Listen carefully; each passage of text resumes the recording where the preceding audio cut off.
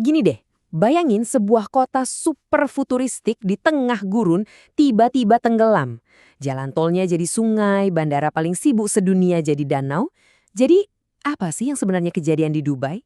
Apa ini ulah manusia yang kelewatan batas? Atau jangan-jangan ini pesan yang jauh lebih ngeri dari planet kita?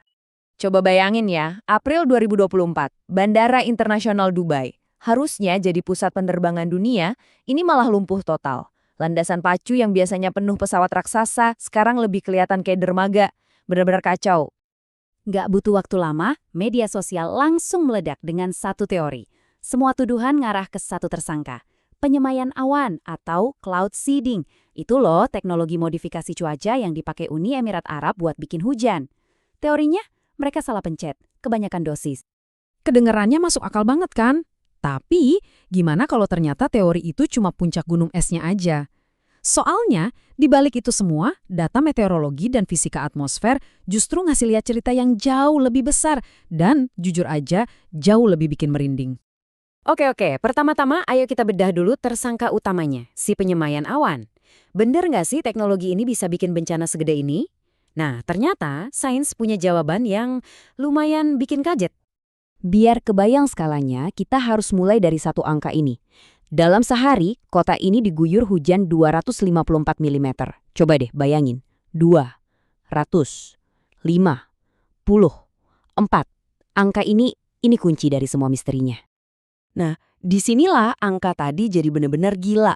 Rata-rata, Dubai itu cuma dapat hujan sekitar 100 mm dalam setahun penuh.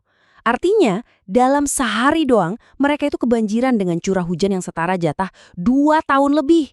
Skalanya udah nggak masuk akal. Analogi ini pas banget buat ngejelasin masalahnya. Anggap aja, cloud seeding itu alat pemeras paling canggih di dunia. Oke, teknologi itu mungkin bisa nambahin hujan 10-25%. Tapi dia nggak bisa nyiptain air dari yang nggak ada. Dia nggak bisa meres 1 galon air hujan 254 mm cuma dari lemon kecil alias awan normal. Dan kalau itu aja belum cukup, ada satu fakta penting yang sering kelewat. Otoritas setempat udah konfirmasi nggak ada misi penyemayan yang terbang pas puncak badai. Kenapa? Ya simpel aja, nerbangin pesawat kecil ke dalam badai monster kayak gitu, itu namanya misi bunuh diri. Jadi, kalau bukan penyemayan awan, terus apa dong? Nah, sekarang yuk kita kenalan sama biang keladi sebenarnya. Soalnya, ini bukan hujan biasa, tapi sebuah fenomena cuaca kelas monster. Para ahli meteorologi nyebut monster ini Mesoscale Convective System atau MCS. Buang jauh-jauh deh bayangan soal awan hujan biasa. MCS ini lebih kayak mesin cuaca raksasa yang super terorganisir. Sebuah sistem yang bisa nutupin area seluas satu negara, bahkan bisa nyiptain energinya sendiri. Pertanyaannya sekarang, kok bisa MCS ini jadi dahsyat banget di atas padang gurun? Ternyata, ada resep bencana yang sempurna. Kombinasi dari beberapa faktor yang ngubah badai biasa jadi monster. Yuk kita bedah resepnya. Pertama, ada yang namanya baterai yang terisi penuh. Air laut di Teluk Persia waktu itu panas banget, jadi kayak nyimpan energi raksasa. Kedua, spons raksasa. Atmosfer di atasnya jadi super panas, bikin dia bisa nyerap uap air dalam jumlah yang luar biasa banyak. Dan ketiga, kemacetan lalu lintas di langit. Arus angin jet stream yang harusnya dorong badai, malah melambat dan bikin badai ini parkir pas di atas Dubai. Nah, efek spons raksasa ini bukan cuma omong kosong loh, ini ada dasar hukum fisikanya. Intinya gini, tiap suhu udara naik 1 derajat Celcius, kemampuannya buat nampung uap air itu naik sekitar 7%. Nah, gara-gara pemanasan global, atmosfer di atas Dubai itu udah kayak spons yang jenuh banget. Tinggal nunggu diperas aja.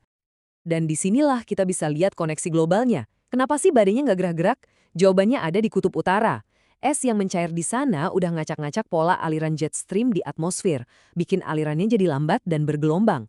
Ini kayak efek domino, perubahan di ujung dunia bikin macet di langit ribuan kilometer jauhnya dan akhirnya ngejebak badai pas di atas Dubai. Hujannya emang udah ekstrim, tapi itu baru setengah cerita. Faktor berikutnya adalah gimana desain kota Dubai itu sendiri secara nggak sengaja malah mengubah hujan deras jadi banjir katastrofik. Coba lihat bedanya. Gurun alami kan, pasirnya bisa nyerap air hujan. Tapi Dubai, ini gurun beton. Permukaan kayak gini sama sekali nggak nyerap air. Airnya cuma dipaksa ngalir liar nyari tempat paling rendah. Udah gitu, sistem drainasenya dirancang buat gerimis gurun, bukan buat nampung banjir jatah 2 tahun dalam sehari. Makin parah lagi, ada yang namanya efek pulau bahang perkotaan. Beton dan aspal itu bikin Dubai jadi kayak kompor raksasa, jauh lebih panas dari gurun di sekelilingnya. Udara panas ini naik ke atas dan jadi bahan bakar tambahan yang seolah-olah ngundang badai buat nongkrong lebih lama di atas kota. Dan disinilah ironi terbesarnya. Hutan gedung pencakar langit yang jadi kebanggaan Dubai, malah jadi semacam rem angin raksasa. Gesekan antara angin badai sama ribuan gedung tinggi ini secara drastis ngelambatin laju badai, bikin dia makin lama parkir dan numpahin semua isinya di satu tempat. Jadi setelah semua titik ini kita sambungin, apa dong kesimpulannya? Ini bukan sekedar badai aneh, ini adalah pesan yang jelas banget dari sebuah sistem yang udah sampai di batasnya.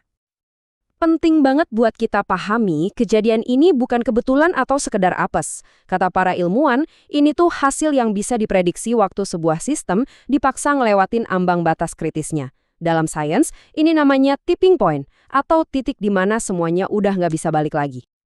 Analogi paling gampang buat ngebayanginnya itu kayak gelas ini. Anggap aja pemanasan global itu udah ngisi gelas iklim kita, tetes demi tetes selama puluhan tahun.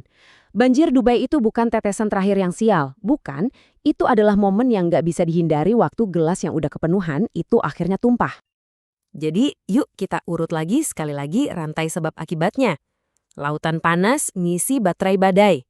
Udara hangat bikin atmosfer jadi spons raksasa. Jet stream yang macet masang perangkap. Dan terakhir, desain kota bikin air yang tumpah jadi nggak bisa kemana-mana. Setiap elemen ini saling ngunci, dan akhirnya nyiptain bencana yang sempurna. Jadi, poin krusialnya adalah ini.